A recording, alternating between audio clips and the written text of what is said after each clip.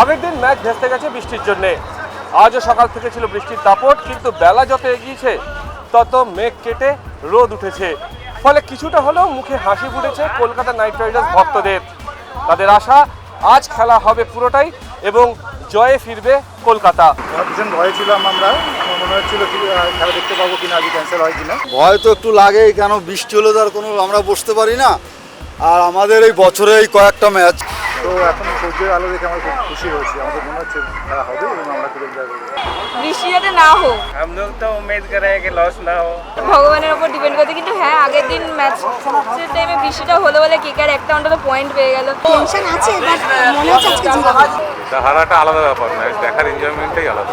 তারপরে একটু ওয়েদার এখন ভালো। এসিমরু এতদিন পয়েন্ট পাচ্ছিল না, কিন্তু এই এক পয়েন্টটা তাদের জন্য আজকে বুস্টের কাজ করবে, আর তারা হচ্ছে আজকে ম্যাচটা জিতবে।